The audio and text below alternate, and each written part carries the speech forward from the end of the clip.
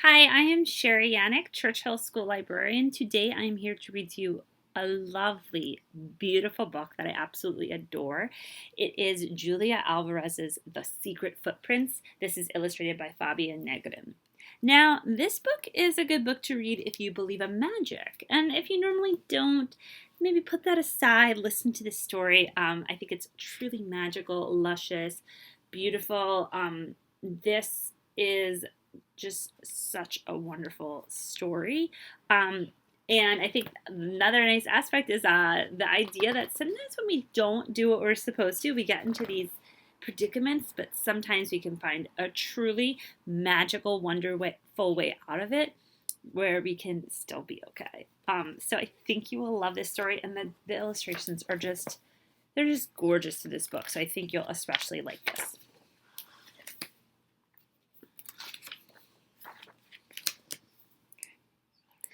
On an island not too far away, and not in a time not so long ago, lived a secret tribe called the Sigwapas.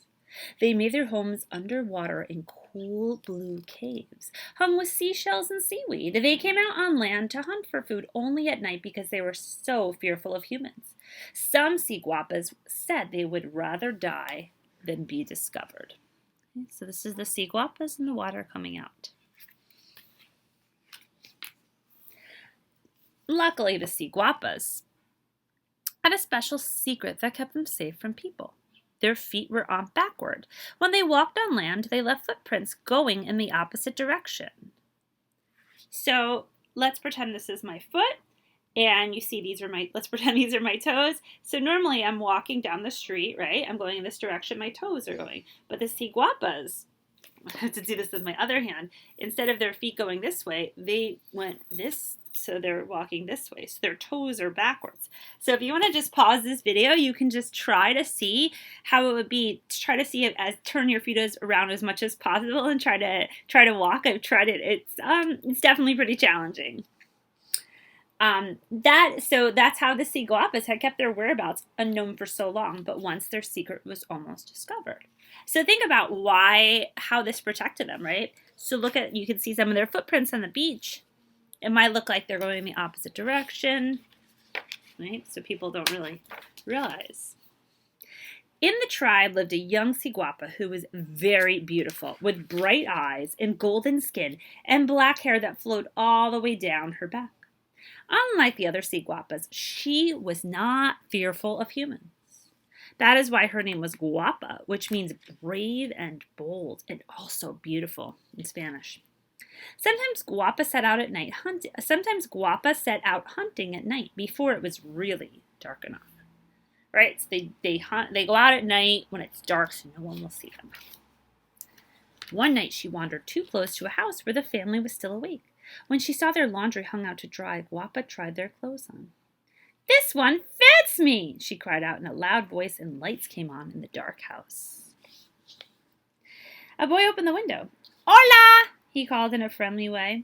So hola means hello in Spanish. Guapa was curious about him. What is it like to be a human child? She wondered, but she hurried away. The tribe worried that Guapa's boldness might reveal their secret, and they asked the queen to speak to her. Okay, so there's the queen speaking to Guapa. "Stop being such a mischief," the queen Sigwapa scolded her. "No.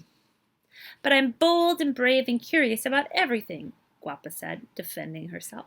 "That's why you named me Guapa, remember?" "But you must protect our secret," the queen said sternly. "But why?" Guapa asked. No Sigwapa had ever dared ask the queen that question before.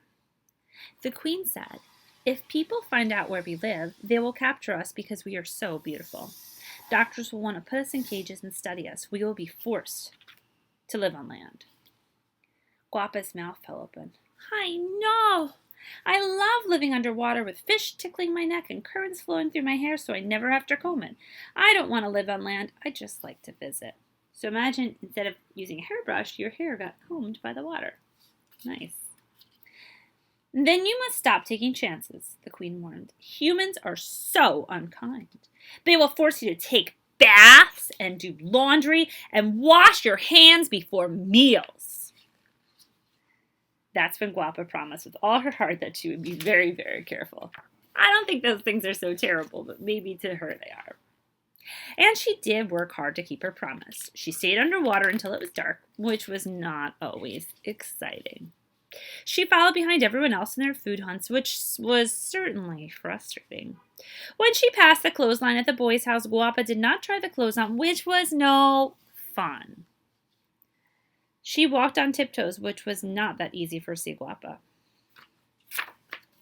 But one afternoon, Guapa forgot. She was looking up through the water at the sun sparkling like 1,000 starfish in the sky. Up she came to the surface to take a closer look. It was that time of day when the island is most beautiful. The air seemed splashed with gold. Birds with feathers the color of rainbows were practicing their favorite songs. Palm trees were swaying as if they were listening to a catchy tune in the breeze. From the woods came the sweet smell of flowers. Maybe the boy is out playing, she almost said out loud. Guapa could not help herself. She climbed out of the water and started walking in the woods. She came upon the family of a picnic under a shade tree by the river. The mother, the father, the boy, and his 2 little sisters. So now we're seeing that family again, right? The boy. Guapa hid behind some bushes and watched them eating fried pastelitos and mangoes from a basket on a large piece of cloth laid out on the grass. They're having a picnic. The sight made her hungry, so hungry. She had not eaten anything since the night before, right? Because they go out at night to hunt and to find food, so they don't eat anything until night, only at night. Soon the family got up for a walk. Guapa ran from her hiding place and snatched a snack from the leftovers in the basket. The sound of the breeze stirring the leaves startled her. She turned to run off, but she was not used to running on cloth. Down she came with a loud thump. Hearing the noise, the family turned around. "Are you all right?" they asked as they ran to her side. For once in her life, Guapa could not get a word out. The secret of the Sigwapas was going to be discovered. They would have to leave their cool blue caves at the bottom of the river and live on dry land forever. Doctors would put them in cages and stare at them, and because Guapa could not contain her curiosity. "Shy, she cried at the thought of such a disaster. "She's really hurt," the boy said. "She can't walk." "I'm afraid you're right, mijo," the father said, unwinding the cloth from around Guapa's feet. "She's twisted both of her ankles badly." So why do you think the father thought that she twisted both of her ankles badly? Do you have an idea? So normally if our feet look like this, her feet are in the opposite direction. So they think that she actually twisted both of her feet because her toes are facing the opposite direction from what we normally see, right? "Does it hurt?" one of the 2 little girls asked. The other little girl was too little to think of her own question, so she also asked, "Does it hurt a lot?" Guapa nodded. She would pretend that her ankles were twisted. No matter what, she would keep the secret of the Sigwapas safe. But then she heard the dreaded words. "You better take her to the doctor," said the mother. "He'll want to examine her." Ay, Guapa cried when they tried to pick her up. "We should not move her," the father said. "We should get the doctor and bring him here." "We can't leave her alone," the mother said. By now it was dark in the grove beside the river. "I'll stay with her," the boy said, puffing out his chest proudly. The mother took the 2 little girls home to bed while the father went for the doctor. "Buenas noches," it's good night, said the bigger little girl as they left. "Buenas noches," saying the littler little girl. Guapa could hear the whisperings, hoots, and soft whistles. She knew her tribe of Sigwapas was all around, hiding in the woods, waiting to see what would happen, frightened that its secret had been given away. The young boy was thoughtful. He stood guard beside Guapa. He offered her another pastelito from the basket, and she gobbled it right up. "Have more," he urged. So she's probably happy about that. He put soft leaves under her head so she would be more comfortable. How nice of him, Guapa thought, smiling to herself. "Is there anything else I can get you?" the boy asked her. This was the chance she had been waiting for. "I could use some water," Guapa said. She was telling the truth. She needed something to wash down the pastelitos that had gotten her into all this trouble. "I'll bring you a coconut shell of water from the river," the boy said. "But will you be all right by yourself?" Guapa could not believe her good luck. "Oh, yes," she said. "See. Around the grove A breeze ran through the trees. All the little leaves seemed to be whispering, "See, see, see." So see means yes. You could see the little faces of the other Sigwapas hiding. The minute the boy was out of sight, the Sigwapas rushed to carry Guapa away. "Shh, shh, shh," the Sigwapa said when Guapa tried to explain that she could walk on her own. She scooped up some pastelitos to show her Sigwapa friends how kind the human boy had been. Then she left a seashell as a thank you in their place. When the boy came back, the beautiful young girl was gone, but the strangest thing was that all the footprints in the sand led back to the picnic spots. "These must be my family's tracks," he said, scratching his head.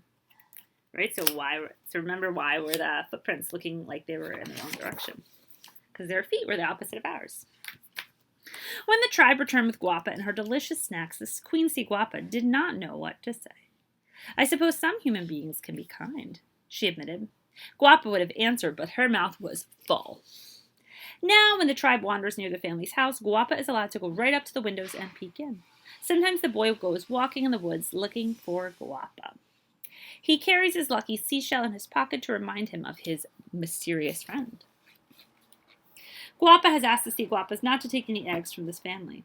When the laundry is left out, Guapa helps fold the clothes in the line for the kind boy and his two little sisters. She always finds pastelitos waiting in the boy's pockets.